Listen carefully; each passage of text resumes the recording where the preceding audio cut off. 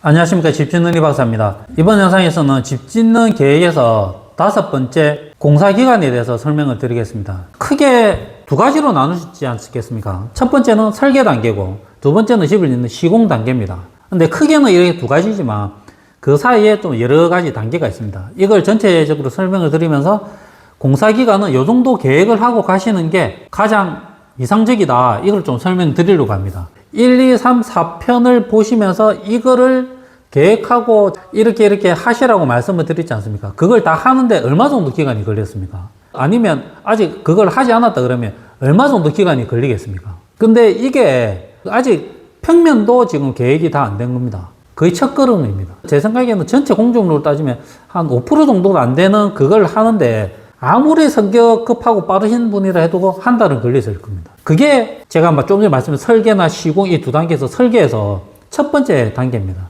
설계에서는 크게 평면을 정하고 인면을 정하고 상세 도면을 그리면 끝이 납니다. 평면을 정하는데 몇 달이 걸리는 겁니다. 그러니까 인면을 정하면 또 외장의 디자인이 얼마나 중요하겠습니까? 그렇게 이 뒤에 제가 말씀드리겠지만 여기서 엄청 공사 비용도 영향을 많이 끼치고 얼굴이니까 엄청 많이 신경 쓸 겁니다. 여기도 많이 시간이 갈 거고, 그리고 이걸 바탕으로 해서 설계 사무실에서 실시 도면을 그려야 됩니다. 이 실시 도면이 그리는 게 끝나야 허가를 받아야 됩니다. 허가를 받아야 끝이 나는 겁니다. 설계가. 이제 이 단계가 어느 정도 걸리는 게 적당하냐? 제가 생각할 때는 최소 3개월 이상 걸린다고 생각합니다. 어떤 분들은 뭐 2개월이면 되고 어떤 사람은 한 달이면 된다 그러는데 제가 이때까지 경험한 바로는 한 달 만에 설계가 다 끝나고 허가까지 받는 경우는 없었습니다. 어떤 설계 사무실에서 2달 만에 된다고 하는 설계 사무실도 있었었는데 못했습니다. 제 생각에는 최소 3개월 이상은 걸립니다. 많이 걸리면 쭉쭉쭉 늘어납니다. 제가 어떤 집은 지었을 때 한 7, 8개월 넘게 걸린 집도 있었습니다. 설계만. 그 집은 착공하는 시기가 좀 있었기 때문에 그걸 조금 시간을 두고 계획을 했었습니다. 설계가 끝나면 이제 허가를 받지 않습니까? 이 허가를 받는 것도 간단하게 일주일 만에 허가를 받는 경우도 있지만 이 허가 받는 게 상당히 오래 걸리는 경우도 있었습니다. 그래서 일단은 이거를 허가 받는 걸 다 묶어서 최소 3개월 이상은 잡아야 된다고 생각합니다. 그렇게 되면 시공인데 시공은 짓고자 하는 건물의 규모에 따라 달라질 거 아닙니까? 건물이 이제 크면 당연히 공사기간은 늘어날 거고 건물이 이제 단순하고 작으면 이제 공사기간은 줄어들 겁니다. 제가 감히 말씀드렸는데 최소 한 4개월에서 5개월은 잡아야 된다고 생각을 합니다. 저도 어떤 경우에는 엄청 공사기간이 짧게 잡혀서 금방 건물을 지은 적도 있었습니다. 제가 꽤 시간이 됐는데 철골로 집을 지었는데 건물이 한 80평 정도 됐습니다. 한 50평은 상가고 한 30평은 주택이었는데 제 기억으로는 여건이 엄청 좋았습니다. 택지 조성현 땅이었는데 주변에 그는 허업을 파낸 데다가 날씨도 엄청 잘 따라주고 이렇게 해서 여러 가지 여건이 좋아서 제 기억으로는 한 3개월이 안 걸렸던 적이 있는데 그거는 좀 일반적이지 않은 경우고 대부분 좀 오래 걸립니다. 그래서 어느 정도 한 4, 5개월은 좀 잡고 또 이제 준공 맞는 기간도 예전에는 준공 받는 게 조금은 쉬웠는데 지금은 좀 많이 어렵습니다. 예전에는 모든 거 완벽하게 다 안 해놔도 준공서류부터 집어넣어놨고 진행하면서 이제 좀 받았는데 지금은 완벽하게 다 해놓은 상태에서 이제 준공서류를 접수를 하고 이렇게 하기 때문에 그 기간이 좀 오래 걸립니다. 이 전체적인 기간을 좀 말씀드린 걸로 따지면 한 7, 8개월 이상은 잡아야 됩니다. 제가 말씀 안 드린 게 있습니다. 이 설계와 시공 사이는 뭘 해야 되겠습니까? 시공자를 선택해야 됩니다. 시공자를 처음부터 선택해서 도면을 그리고 시공을 해도 되겠지만 대부분 도면이 다 그리고 나면 그걸 가지고 이제 견적을 받지 않겠습니까? 그래서 시공자를 선택하는 기간이 필요합니다. 도면이 다 되자마자 던져져가지고 그 사람이 하루 만에 도면 봐보고 얼마 하면 되겠습니다. 그러면 니하고 하자 이렇게 하면 모르겠으나 정상적으로 이제 그 도면을 보고 검토를 하고 견적을 하려고 그러면 한 4월 일주일 이상 걸립니다. 규모에 따라 다르겠지만 일주일 정도 견적을 하고 그 사람하고 바로 계약하면 모르겠지만 또 A, B, C 이렇게 비교 견적을 받거나 이렇게 하다 보면 한 달 이상은 그냥 넘어갈 겁니다. 그 사람이 결정이 되고 나면 바로 집을 지을 수 있냐? 지을 수 있지만 착공계라는 서류를 집어넣어야 됩니다. 이 착공계 서류는 어떤 거냐 그러면 이 사람하고 내가 집을 짓겠습니다. 이제 시공자도 그 서류가 다 들어가고 그리고 또 건물의 규모나 이런 거에 따라 다르지만 착공계를 넣을 때 여러 가지 부수적인 서류가 또 들어갑니다. 간단한 서류일 수도 있겠지만 건물의 규모가 좀 커지면 좀 여러 가지 서류가 좀 들어가야 되기 때문에 그걸 준비하는 또 기간도 걸립니다. 그렇게 되면 시공자를 선택하고 착공기를 집어넣는데 최소 한 달 이상은 걸린다는 뜻입니다. 그런 기간도 넣어서 계산을 해야 됩니다. 근데 이렇게 말씀하시는 분도 있겠습니다.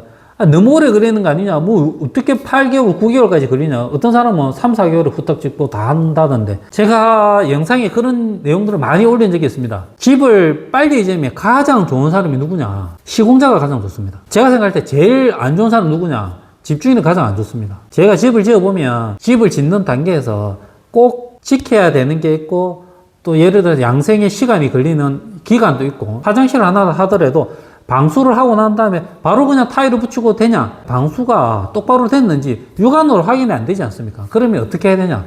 그 안에 물을 부어 봐야 됩니다. 담수 테스트를 그래서 물을 부어서 하루 이틀 지켜봐야 됩니다. 진짜로 물이 안 샜는지 확인도 해야 되고, 그런 다 순서가 있습니다. 아무리 급하다 그래서 속도전을 한다, 아무 이상이 없을 수도 있습니다. 그건 천운입니다. 그렇지만 대부분 사람이 하는 일이다 보니까 하다 보면 실수하고 뭐 문제도 생길 수 있습니다. 그리고 또 공기가 급하다 보면 여러 작업자를 한꺼번에 투입하면 서로 막 자기 일 하기 바쁩니다. 그렇게 하면 그 다음날 보면 미장을 하고 왔는데 그 누가 밟고 가고, 타일이 뭘 붙여놨고 갔는데 그걸 누가 쳐가지고 떨어뜨리고, 그런 경우 상당히 많이 있습니다. 그럴 게 안 할 거라고 생각하실 수도 있는데, 제가 느낀 바로는 뭐냐 그러면 자기 거는 엄청 소중합니다. 그렇지만 남이 해놓은 거는 엄청 소중하게 생각 안 하는 경우가 많이 있습니다. 다 같은 자재인데 자기 자재를 올려놨기 위해서 나무 자재를 밑에 깔아가지고 올려놨는 사람도 상당히 많이 있습니다. 그런 것처럼 여러 팀이 들어오면 좋을 일이 하나도 없습니다. 제 경험으로는. 저는 웬만하면 여러 팀들이 오는 거 상당히 싫어하기 때문에 좀 시간이 걸리더라도 그 팀이 들어오고 빠져나가고 난 다음에 다른 팀이 들어오고, 그 팀이 빠져나가면 다른 팀이 들어오고, 이렇게 하는 경우가 상당히 많이 있습니다. 서로 같이 해야 되는 공정도 있긴 있지만 그런 경우는 그렇게 드물기 때문에 그 공정이 다 끝나면 그 다른 공정을 부르고 이렇게 작업을 합니다. 그렇게 하다 보면 시간이 좀 걸리고 설계하는 기간도 상당히 많이 소요가 되는 경우도 있습니다. 도면은 다 그랬는데 허가를 받아야 되는데 허가 받는 기간이 제가 조금 전에 말씀드린 대로 한 일주일이면 될 줄 알았는데 한 달, 두 달 걸리는 경우가 부지기 있습니다. 지금 당장 제가 작년에도 마찬가지입니다. 허가상 법적으로는 아무 문제가 없습니다. 집을 짓는데. 그런데 민원이 생길까봐 겁을 내는 경우가 많이 있습니다. 그래서 계속 뭐 보완을 지시하는 경우들이 많이 있습니다. 그 보완을 해야 허가를 내준다, 이렇게 하는 경우도 많이 있습니다. 그 허가를 받는데 2달이 걸렸습니다. 가면 이거 보완해서 해라. 가면 또 주변에 뭐 이웃들하고 뭐 협의를 해라. 어떤 경우는 제가 좀 오래됐는데 10몇 년이 지났습니다. 허가를 내줄 테니까 집 주변에 동의서를 받아오라고 한 적이 있었습니다. 그때 모르고 이제 건축주가 이제 동의서를 해달라고 이제 프린트 해가지고 들고 간 겁니다. 동네에. 사인만 좀 해주면 되는데 사인 해달라고 하니까 이게 뭔가 싶어가지고. 그래서 동네 주변에서 난리가 난 겁니다. 뭐 엉망이 된 겁니다. 그래서 어떻게 됐냐. 동의서 없이 그냥 구청에서 허가를 내줬습니다.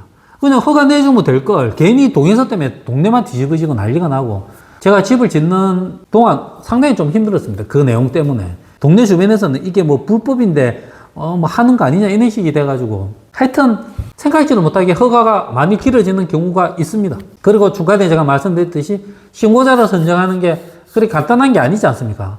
내 예산은 예를 들어서 3억이었는데 분명히 설계사무실에서 3억이면 집을 지을 수 있다 그랬는데 3억 5천 4억 계속 부른다 그러면 그걸 어떻게 조정하거나 해야 될 거 아닙니까?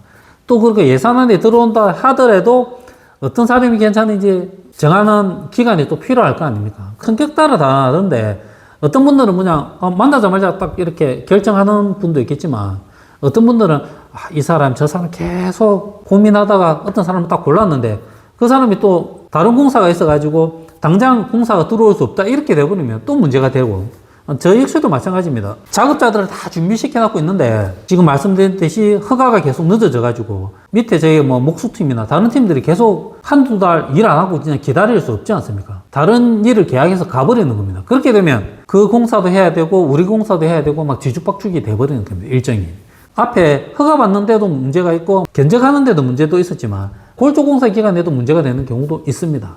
그리고 지금 생각해 보시면 이번 여름이 얼마나 더웠습니까? 예전에는 겨울을 많이 걱정을 했습니다. 레미콘 타설하거나 이렇게 하면 날씨 때문에 추워서 얼거나 이런 것 때문에 많이 걱정을 하고 이렇게 했는데, 지금 상으로는 그 걱정보다 여름에 더워서 일을 못하는 걸 더 걱정을 해야 될 것 같습니다. 이번 여름 같은 경우는 작년도 마찬가지고 한두 달 일을 안 하는 게 실제로 더 낫습니다. 일하러 와서 오전도 못하고 집에 가버리는 경우도 많이 있고, 날씨가 좋을 때 100을 하는데 날씨가 더우니까 뭐 50, 60밖에 일을 못 하는 겁니다. 근데 임금은 그대로 줘야 되고, 일은 일대로 안 되고, 비용은 비용대로 늘어나고. 그렇다 그래가지고 빨리 일해라고 독촉할 수도 없습니다. 잘못하면 이제 사람 쓰러지거나 하면 진짜 더 크게 문제가 되니까. 이번 여름에도 관이나 이런 데서 계속 수시로 왔습니다. 날 더운데 일할까 싶어가지고. 이 정도로 날씨의 영향을 요즘에는 많이 받습니다. 어느 시기에 공사하느냐에 따라서도 공기가 5개월이 될 수도 있고 6개월이 될 수도 있고 7개월이 될 수도 있습니다. 이런 걸 감안을 해서 공사 기간을 정하는 게 현명하다고 생각합니다. 작은 계획도 있고 이사 계획도 있고 다 세워야 되지 않겠습니까? 너무 빠듯하게 세우면 이런 변수들이 상당히 많이 발생하기 때문에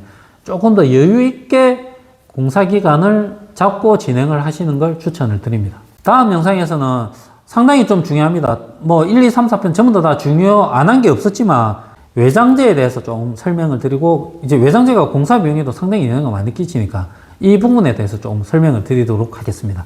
영상이 도움이 되셨다 그러시면 구독과 좋아요 부탁드리겠습니다. 감사합니다.